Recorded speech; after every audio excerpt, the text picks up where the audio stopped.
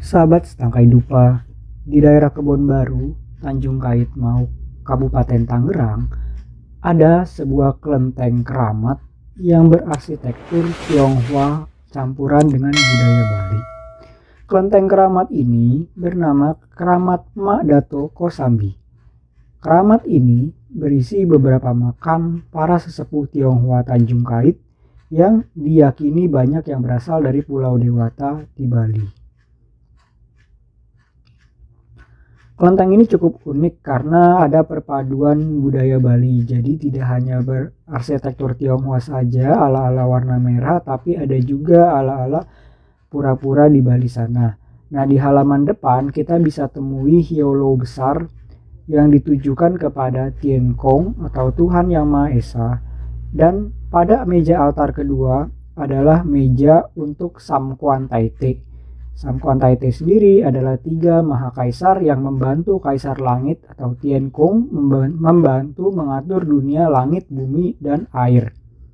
Di sebelah kiri altar ada meja tempat para biokong berjaga. Di sini disediakan hio, kertas tuakin, dan peralatan sembahyang, lilin, serta yang lain-lainnya bagi umat yang mau bersembahyang. Serta ada rak untuk jawaban ramalan Jamsi di kelenteng ini. Di tengah adalah bakti sala utama yang ditujukan kepada Mak Dato Kosambi, yakni di sisi kepala beliau.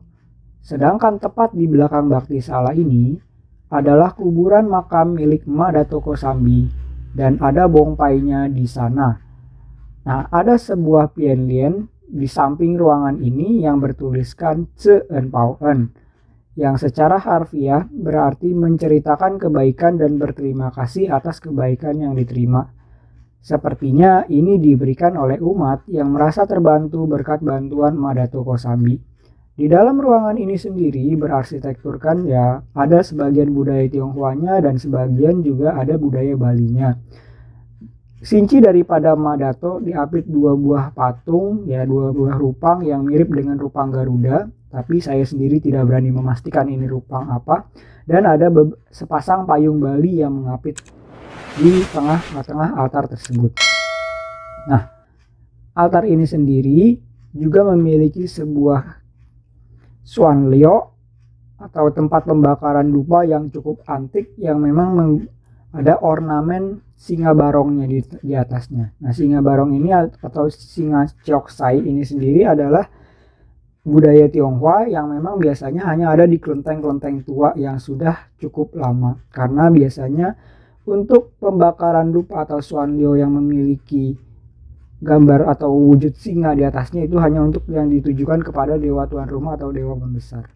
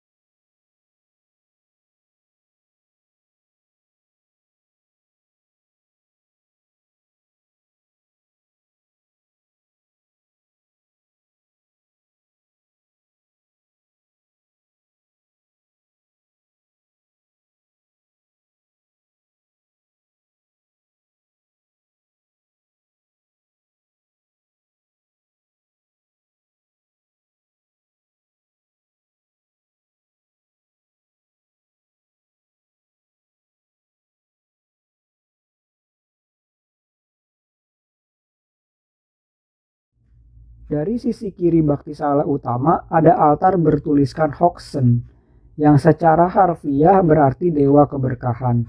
Tetapi maksudnya di sini adalah altar yang ditujukan untuk dewa tanah lokal atau Tutikung.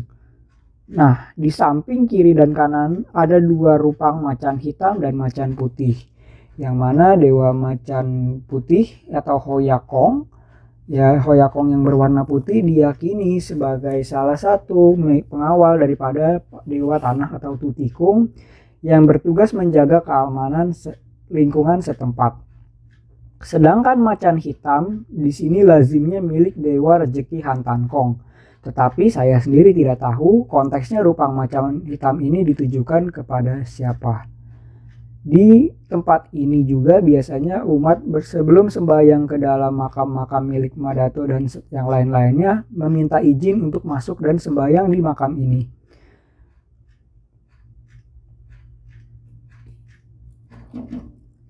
Altar berikutnya adalah kuburan atau bong milik Madato Kosambi. Di kuburan ini masih terdapat bongpai ataupun nisan makam yang beraksara Mandarin tradisional.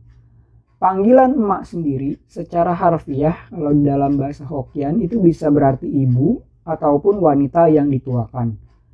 Sekedar informasi bahwa bongpai adalah sisi daripada ujung kaki milik almarhum. Nah, artinya apa? Ketika seseorang sujud di bongpai, ia sedang menaruh hormat di ujung kaki daripada almarhum. Diyakini Madato adalah seorang tabib yang berasal dari Cina atau Cungko, yang beliau sendiri merantau mengarungi laut bersama pocong kampung dan para pedagang lainnya hingga sampai di Tanjung Kait ini. Hingga akhirnya Madato pun menetap di Tanjung Kait sampai pada akhir hayatnya. Dan setelah itu ramai orang yang mulai menaruh keyakinan pada beliau. Bongpai beliau sendiri bertarik di era tahun kekaisaran dinasti Qing, era Kaisar Qianlong ke-12. Atau jika kita konversi ke tanggal Masehi, dapat didapati angka 1748 Masehi. Nah, almarhum Madato sendiri bernama Ibu Lo Bucia. Arti harfiahnya adalah pemakan militer atau penakluk militer. Dan di sini dia memiliki gelar yaitu seorang kubo atau kumu ya biasanya ya. Kumu itu sendiri artinya bibi tua ataupun nenek tua. Seseorang wanita yang dituakan, intinya seperti itu. Beliau memiliki 1 orang anak laki-laki dan 2 orang anak perempuan. Anak laki-laki pertama bermarga Shou bernama Shou Kochia.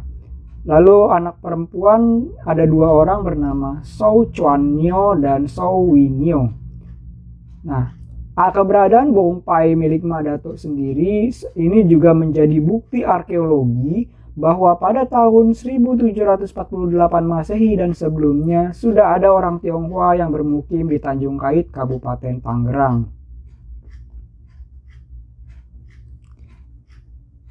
Di ruangan sebelahnya adalah bong milik Mpe Dato Kosambi dan Encim Dato Kosambi.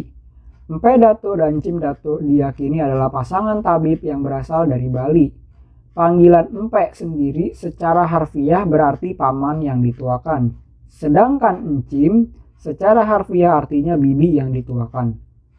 Karena mereka berasal dari Bali dan diyakini berasal dari sana, maka tidak heran jika sekeliling bong keramat ini menggunakan arsitektur serta pernak-pernik ala-ala di Bali sana.